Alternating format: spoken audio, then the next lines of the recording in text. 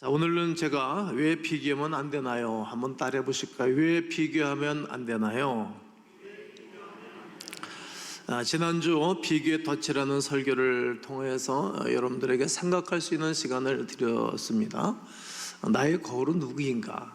맨 마지막 결론 시간에 그런 질문을 던졌는데, 여러분들은 어떤 분을, 어떤 대상자를 거울로 삼고 살고 있습니까? 나의 반면교사는 누구인가? 저는 많이 생각했던 그런 설교가 되겠습니다. 우리는 과연 누구를 거울로 삼고 이 땅을 살아가고 있는가? 그 거울을 바라보고 비교하면서 나는 꽤 괜찮은 사람이다, 이렇게 나를 인정하고 살아가기도 합니다. 저 사람이 가지고 있는 것을 나도 가지고 있으면 꽤 괜찮은 사람이 아닐까? 저 사람이 하는 것을 나도 하면 괜찮은 사람일 거야, 이렇게 생각하고 살죠. 사람들은 누구든지 성공한 사람들을 닮기를 원합니다. 이처럼 괜찮은 사람이라고 인정받고 싶은 마음이 누구든지 우리의 마음속에 있습니다. 본격적인 말씀에 이어서 이제 이 갈라디아서를 배경을 잠깐 말씀을 드리면, 이 갈라디아서는 1세기에 살던 갈라디아인들, 그 성도들에게 써보낸 편지입니다. 예수님이 부활하시고 승천하시고 난 다음에 약 한 20년, 25년 이후에 이 갈라디아서를 바울을 통해서 쓰게 됩니다. 그래서 예수님의 십자가 죽음과 부활에 대한 바울의 톡톡한 이해심을 우리는 찾아볼 수 있는 것입니다. 이 주제를 다루면서 바울은 인간이 자신이 과연 괜찮은 존재인지, 잘해 나가고 있는지 확인하기 위해서 누구를 바라보고 분명히 살아가고 있는가 분명히 말하고 싶었던 것입니다. 그 4절에 때가 참에, 때가 있잖아요. 모든 일이든지 그 때가 참에 하나님이 그 아들을 보내사, 때가 됐다는 거예요. 예수님 보내실 때. 나는 이제 성탄절에 우리가 지나게 되어질 때마다 제일 좋아하는 찬송이 그 찬송이에요. 여호와의 말씀이 육신을 입어, 이 땅에 오신 예수 그리스도가 말씀을 입고 이 땅에 오신 예수 그리스도를 찬양하게 되어집니다. 그 말씀이 바로 아들을 보내사 누구에게서 나게 하시고 여자에게서 나게 하시고. 여자, 왜 예수님이 여자에서 나왔다고 표현했을까요? 바울이 여인을 통해서 태어나지 않은 사람이 누가 있겠습니까? 여기 여러분 다 어머니인 여인을 통해서 태어나셨잖아요. 그런데 예수님은 왜 특별히 왜 이런 얘기 썼을까? 여인은 남자의 씨를 받아서 정자를 통하여서 아기가 생기지 않습니까? 그래서 모든 사람은 아담의 피를 받고 태어나기 때문에 주인인 거예요. 그러나 예수님은 마리아에게 성령으로 잉태하사, 즉 남자의 씨가 아닌 성령으로 말미암아 예수님이 태어난 것입니다. 그래서 여자에게서 태어나게 하시고, 바로 창세기 3장 15절에 여자의 후손과 너로 말미암아 원수가 되게 하고, 바로 이 말인 것입니다. 그러게 예수님은 성령으로 태어나시기 때문에 죄가 없으신 분이십니다. 근데 그분이 율법 아래에 나게 하신 것은, 즉 우리는 하나님을 알든지 모르든지, 많이 공부를 하든 공부를 안 했든지 간에, 예수를 믿든지 안 믿든지 우리는 율법 아래에 태어나게 하신 것입니다. 즉 우리는 그 율법 아래에 있는 법을 지킬 수밖에 없었고, 그리고 그렇게 살아가는 거예요. 그것을 뭐로 어떻게 나타나는 것인가 하면 양심으로 나타나는 거예요. 이런 행동하면 안 되는데, 그러고 하고, 이건 잘못된 거야, 그러면서 행하기도 하죠. 어린아이들도 알아요. 어린아이들도 어머니한테 대들고 아버지한테 말 안 듣고 그런 것도 자기도 이러면 안 되는데 그러고 하는 거예요. 즉 우리에게는 법 아래 태어난 거예요. 성경을 알든 알지 못하든, 동양인이든 유럽인이든 서양이든지 간에 말이죠. 이렇게 믿지 않는 사람들이 이야기를 들으면 엄청나게 무척 당황스러울 것입니다. 하지만 우리는 모두 율법 아래에서 태어난 사람들입니다.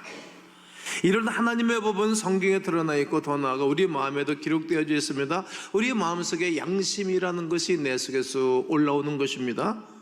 마땅히 이렇게 행동해야지, 이런 행동하면 안 되지, 그렇게 하면 안 돼, 이렇게 해야 된다고, 이런 것이 다 양심으로부터 끌어올라오는 것들입니다. 모든 사람에게 반드시 그래야 해, 아니면 그러면 안 돼, 이런 공통된 생각이 있는 것입니다.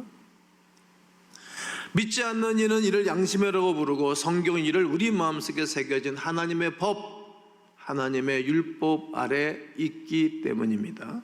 바울은 때가 차면 하나님께서 율법 아래에 있는 우리를 구원하기 위하여서 하나님이 여자의 몸에서 이 땅에 태어나게 하시고 이 땅에 오셨다는 이야기입니다. 율법 아래 즉 마음에 새겨진 하나님의 법을 통해 우리는 스스로 문제가 있다는 것을 알게 됩니다. 그러나 그 자신을 방어합니다. 아무렇지도 않은 척, 꽤 괜찮은 척, 나는 전혀 상관이 없는 척, 나는 전혀 죄가 없어, 이렇게 모든 사람들 앞에서 나를 방어권을 가지고 방어하면서 인생을 살아가는 것이죠. 자신의 문제는 알지만 거칠하고 유식하면서 아무런 문제가 없는 사람처럼, 다른 사람들처럼 모두 다가 흉내내고 이 땅을 살아가는 것입니다. 하지만 성도 여러분, 우리는 정말 괜찮다 보인다고 생각했던 그 사람의 내면과 실패담을 들으면 결국 우리는 똑같이 문제가 있는 사람이라는 것을 알게 되어집니다. 뭘 발견하죠? 나보다 더 나아 보이고 가진 것이 많은 것, 또 나보다 훨씬 훌륭해 보이는 것, 위적인 축복, 자녀의 번영, 학력, 건강 따위가 문제가 아니라는 사실을 깨닫게 되어집니다. 결국 사도 바울은 문제의 근원을 탁 건드리고 있는 것입니다. 이게 똑똑한 사람들이 이 설교를 들으면서 자기 영혼과 삶의 문제를 건드리게 되어지면 사람들이 절규하죠. 그러면서 누구를 찾게 하는 것이기만 결국은 예수님을 찾게 하는 겁니다. 우리가 만족을 얻을 수 없음에도 불구하고 비교하는 이유가 있다고 말하는 것입니다. 바로 우리가 창조주와 깨진 관계에서 태어났기 때문입니다. 하나님과 우리의 관계가 깨졌기 때문에 나와 나 자신과의 관계도 깨진 거예요. 불화가 되고 원하지 않는 것을 하고 원하는 것은 하지 않는 나와 나 사이에도 관계가 깨졌어요. 불화가 되고 나와 다른 사람과의 관계가 불화가 되고 나와 모든 사람과 불화가 되어지고 나와 자연과도 불화가 되어져서 자연이 지금 엄청나게 무참히 인간들을 공격하고 있는 것입니다. 이 깨어짐, 이런 간극이 정확하게 어떤 의미인지 얼마나 깊은지 알 수 없지만 분명한 것은 일어나여서 우리에게는 무엇이 불안감이 존재하게 됐어요. 불안하고 미래가 불확실한 거예요. 그리고 사람들과 좋은 관계를 누리고 싶지를 않은 것입니다. 안절부절하는 것입니다. 미래가 불확실한 거예요. 그러니까 사람들이 늘 불안해하고 뭔가를 찾는 것입니다. 자유와 행복이 사라졌습니다. 모든 인간 안에 이런 불안감이 존재하고 이는 우리 영혼의 깊은 곳에 자리 잡고 있습니다. 그래서 우리가 무엇을 소유하든지 무엇을 하든지 어디에 있든지 간에 불안해하고 비교의 덫에 걸려 허우적거리고 있는 것입니다. 우리가 생각해 가장 성공했다고 생각하는 사람조차 계속해서 이 높은 성공에서 멈추지 못하는 이유가 바로 이런 것입니다. 자전거 페달을 밟지 않으면 쓰잖아요. 넘어지잖아요. 그래서 계속 밟아야 된다는 거죠. 도대체 끝은 어디인가? 끝까지 페달만 밟다가 인생을 살아야 되는 것인가? 그래서 사람들은 에베레스트 산을 올라가서 거기서 동상에서 죽고 또 도전하고 또 다른 산에 더 높은 곳에 도전하다가 동상을 입고 내려오게다가 손가락 발가락 다 자르는 거죠. 그래서 뭔가를 도전하는 거예요. 그래야만이 인생이 될 것이라고 해서 말입니다. 막 사는 거예요. 우리가 달리기를 런닝머신 하면은 5km, 10km, 30km 달릴 때 버틸 수 있잖아요. 20km 달리는 사람 많지 않잖아요. 2, 3km까지는 달리잖아요. 그러다가 1시간, 2시간도 다 보다 못해서 또 쓰러지는 거죠. 그래서 결국 인생이 마지막은 죽음이라는 한계에 부딪히는 것입니다. 더 많은 것을 얻은 사람들, 누린 사람일수록에 만족해하지 않는 것을 저는 봤어요. 우리가 불안한 이유, 우리 자신과 창조주 하나님 사이에 메꿀 수 없는 간격과 깨어짐의 관계를 이해하지 못하기 때문입니다. 우리 안에 불안을 누가 해소할 수 있습니까? 그 누구도 아무것도 우리의 성취와 소유로도 회복할 수 없는 부분이 있는 것입니다. 그것은 창조주 하나님이 그렇게 만들어 놓았기 때문입니다. 여러분, 내 영혼의 회복을 무엇을 가지고 회복할 수 있겠어요? 평화가 하늘로부터 내려오는 것이지 옆으로부터 오는 것은 아닙니다. 자녀를 통해서 평화가 옵니까? 계속 옵니까? 평생 에이스 해줘야 되지 않습니까? 친구를 통해서 계속 평화가 옵니까? 여러분, 옆에 있는 가족들을 통해서, 많은 그런 존재들을 통해서 여러분 옆에 행복이 찾아온다고 생각하십니까? 그렇지 않던데요. 그러기에 바울은 이 위대한 사실을 깨달은 거예요.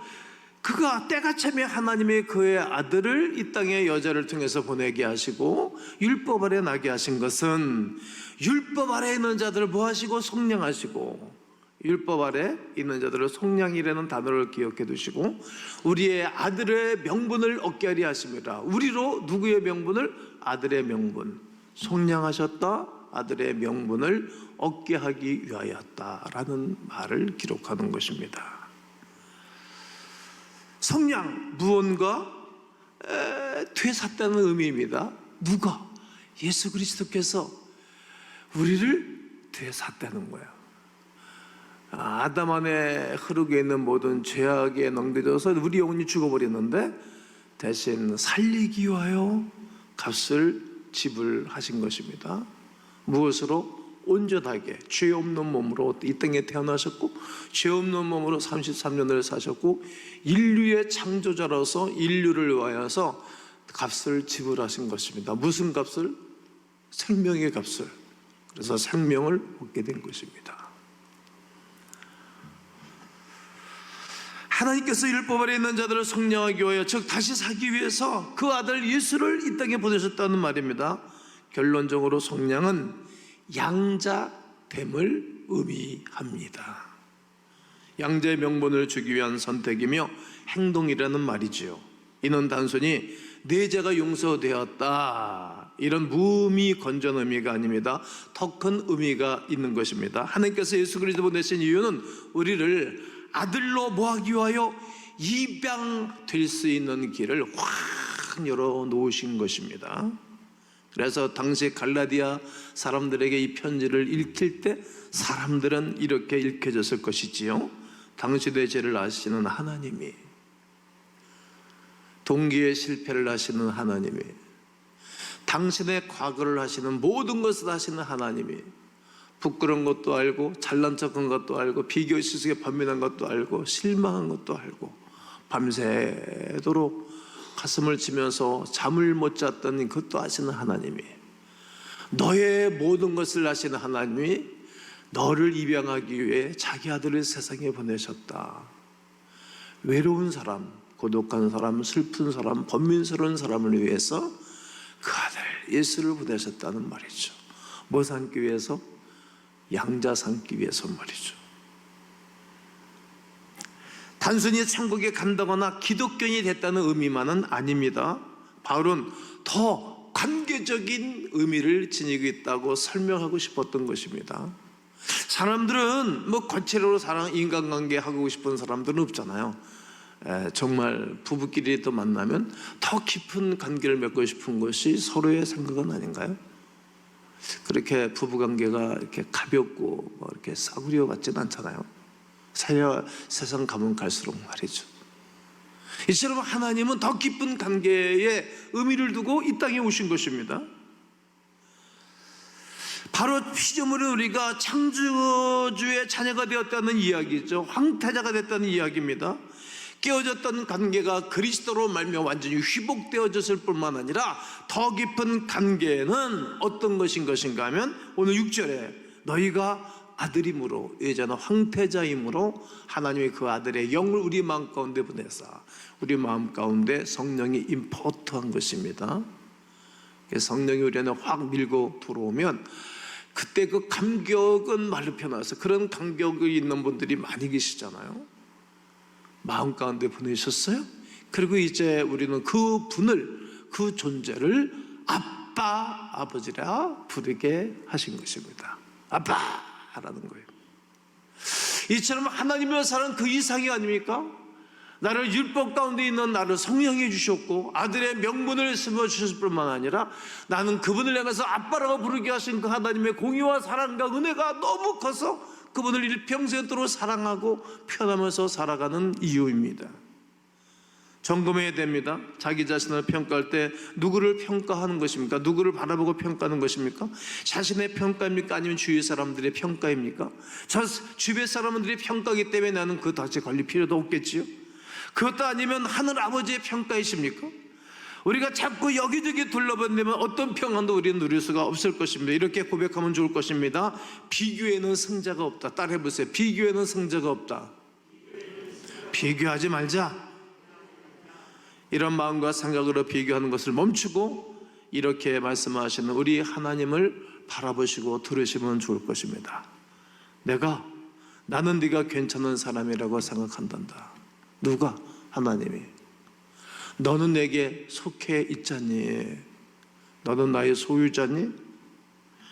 너는 그 자체를 사랑스럽단다. 너의 모습 그대로 사랑한단다. 항상 나를 바라보렴. 네가 괜찮은 사람이라는 것을, 네가 인정받게 있다는 것을 알게 될 거야. 나는 너를 통해 일할 거고 너를 통해 성취할 일이 있단다. 이처럼 우리 하나님의 눈으로 바라보고 하나님의 생각으로 생각하고 하나님의 그 은혜를 바라보면 내 안에 있는 큰 잠재력을 발견할 수 있을 것입니다. 이런 하늘 관점으로 받아들일 때 우리에게는 이후로부터 놀라운 일이 시작되는 것입니다. 그분의 능력, 그분의 창조력, 그분의 창의성, 그분의 위대한 것을 발견하게 될 거예요. 그리고 그 은혜가 나에게 올 것입니다. 그 다음서부터 우리에게는 엄청난 일이 벌어지죠.